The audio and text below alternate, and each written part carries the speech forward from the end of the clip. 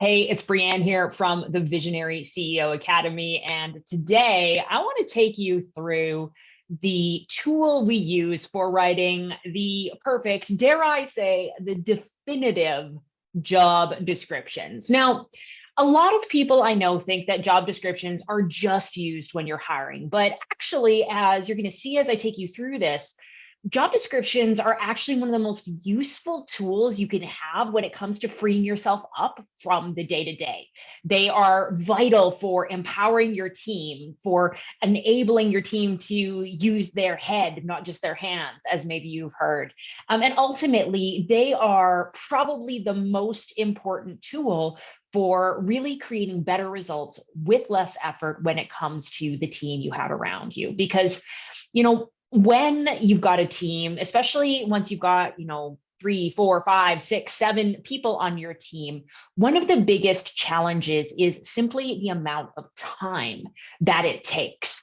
You've got to meet with them, make sure they're on track, support them, be there for them, right? And the more people you have on your team, the more time that can take. It's one of the big challenges that I hear from folks as they're thinking about, expanding their team or growing their team or even just having the team they have, is that it takes too much time. And so what we want to be looking at is, can we use job descriptions as a way to make it so that it doesn't take so much time? Even in talking about that, meeting with your team, making sure things are on track, supporting them, that kind of thing, that's assuming that things are going well, right? As soon as things don't go well, then you have to spend more time doing performance management. You have to deal with problems. You have to, pick up dropped balls or fix issues or get in there. But beyond that, there's also like the emotional weight of having all of these unmet expectations, all these open loops, having to figure out, like, what do I do? Is this a me thing? Is it a them thing? Like, do I need to coach them? Are they the right person for this job? All of those questions become such a drain. You want to have empathy. You want to have them succeed, because if they succeed, then the business succeeds. But at the same time, there's like a limit to how generous you can be, because you still need to be able to have a healthy business, and you can't be paying someone if they're not able to produce results. And so, that's the second thing, that if you don't really have a great job description, you can end up with expectations that are going unmet. And that can just be such a huge energy drop. Expectations. There we go. It can be just a huge drain on your energy. Ultimately, what we want is someone who we don't need to spend so much time. We don't need to be worrying if they're going to meet expectations. We ultimately really want someone who we don't need to tell what to do. We don't want someone who is reactive, who needs direction, right? It's one thing to have someone who can take things off of your plate. It's something else entirely if they're there to come up with ideas, strategize, create growth beyond what you can do for yourself. So ultimately, what we want, if we're going to have the definitive job description, is the job description that we create needs to be able to address these three problems, right? We need to be able to have it something that doesn't take up time, but it actually provides us with a roadmap, right? It provides us with a guide so that we're not wasting time, but we can be effective, whether we're hiring or onboarding or just in the day-to-day with our team. We want to have a roadmap that helps us to know what to focus on and how to guide our team without having to get into the weeds of constant meetings, constant conversations, constant checking in on people. The second thing that we want for our job description, if it's going to live up to this idea of it being the definitive job description, is it needs to be really clear on the expectations. We want to be able to have real clarity, not just for us to know, but for the team to know, so that not only are problems that much more rare because everyone is on the same page about what needs to be accomplished, but it's also easier to handle when issues do arise because everyone is on the same page about what the expectation actually is, what success looks like, what results it is that we need to create. And at the end of the day, that's what we want, is results, right? We don't want people who are reacting and waiting around and just doing what they're told, here's a project, go make it happen. We want people who will be able to focus their time and attention on the things that matter. We don't want them just checking off to-do lists. We want them coming up with ideas, strategizing, being creative. And the fundamental thing that creates that roadmap, provides those clarity, and really gets everyone focused on the results. The number one tool that you need if you want to have those things is the right kind of job description. So we do have a template for this, as you can see on the screen. I've got a template. If you want a copy of the template, there should be a link or a button or something like that below this video on the page. You can go and click that link. It'll get you to the very document that I'm going to be going through right now, which is the definitive job description. Let's go ahead and let's look through it together. So at a high level, there are three main components to the definitive job description. We have the position summary, we have what we call success measures and success metrics, and we have the competencies. So what are these?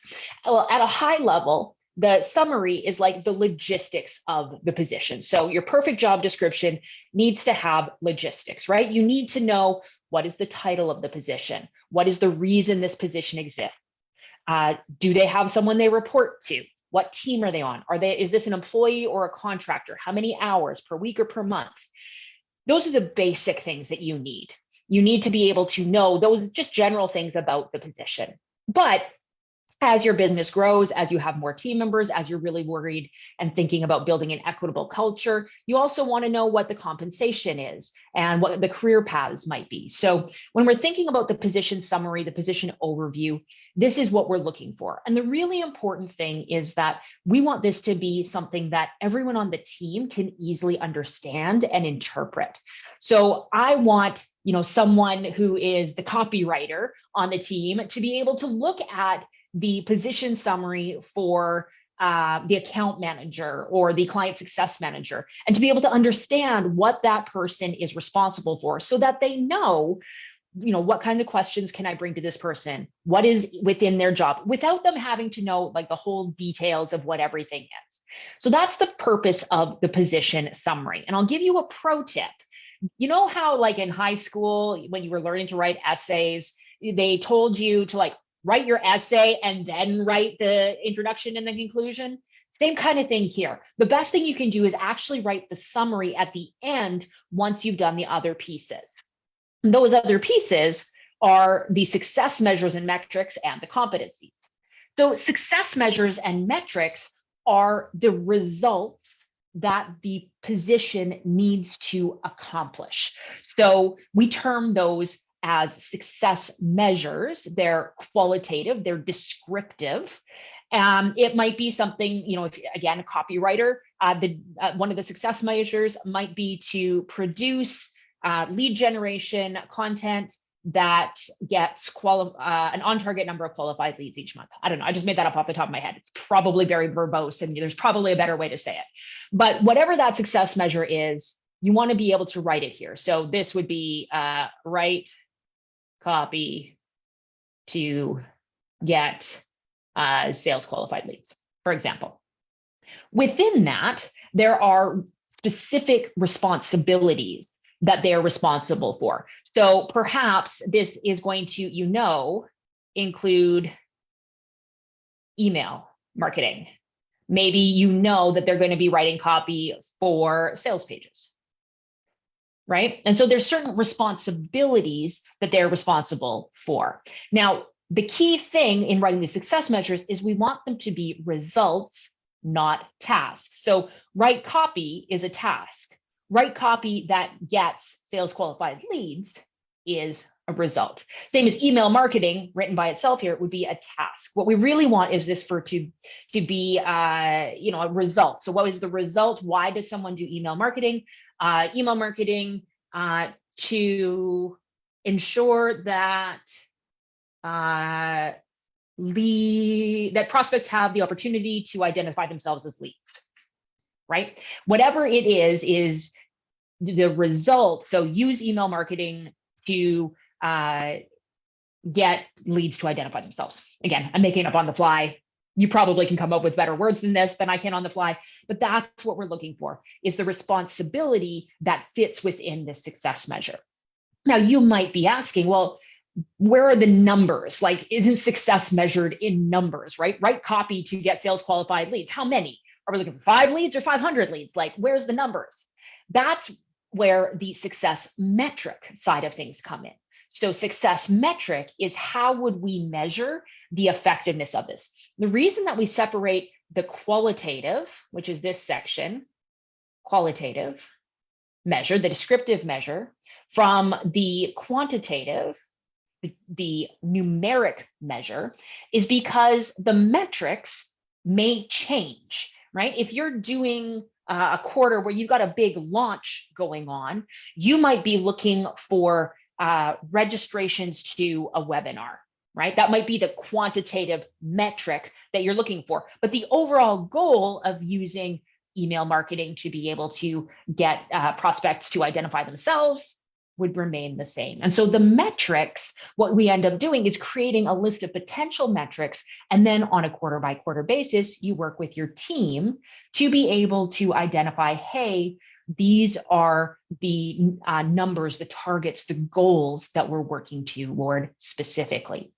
And also, you might have multiple people on your team that have the same job description, right? Maybe you have multiple writers or multiple community managers or that sort of thing. They would all have the same job description, but depending on where they are in their development, what their zone of genius is, what their skills are, you may choose to have them track different success metrics, different numbers than each other, right? And so that's why we differentiate between the result overall, the qualitative descriptive result, the success measure and key responsibilities, as opposed to the success metrics, which are the specific numbers that we want to be tracking.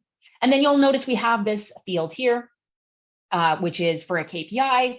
And generally what happens is you have a success metric, which is about the performance of an individual. Some of those are going to be rolled up and going to be representative of the success of the business, the key performance indicator for the business or for the team. And so you have your success measures, you create your responsibilities, you identify how you'd measure them, and you'd say, and this is the one that we're going to track as a KPI for the business. So that's the success measures part.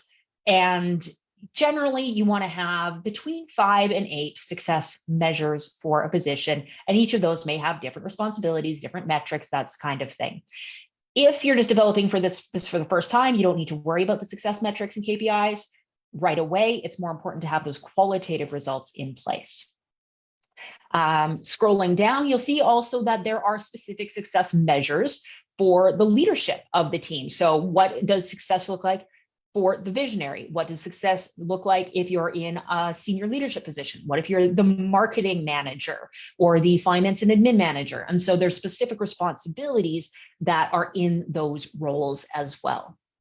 And then finally, the final component of this definitive job description is what we call the additional competencies. In other words, the soft skills, the transferable skills that are important to being successful in the execution of this role. So whereas success measures and metrics are about what results look like, this is about the kind of personality or the kind of skills or the kind of person you need to be for you to be able to accomplish this role in an effective way.